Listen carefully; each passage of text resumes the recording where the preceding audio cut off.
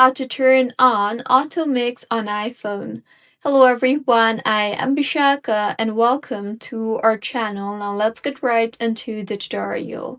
Firstly, go ahead and launch the settings application on your device, and now scroll down to the bottom and you will see the option for apps. Tap on the apps option and further scroll down again and you will see the option for music. So tap on the music option you see there, and now in the interface that you would be led to, scroll down to the audio tab and you will see the option for song transitions.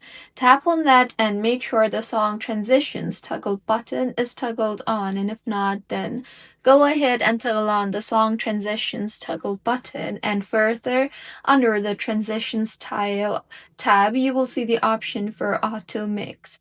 So tap on the Auto Mix option and make sure that in order to use the Auto Mix feature, you will need to have the Apple Music subscription, and only then you will be able to turn on Auto Mix on your device. So this is how you can turn on Auto Mix on iPhone iOS 26. If you find this tutorial helpful, please like the video and do comment if you have any queries. Also, do subscribe to our channel for more helpful tutorials like this. See you on the next one.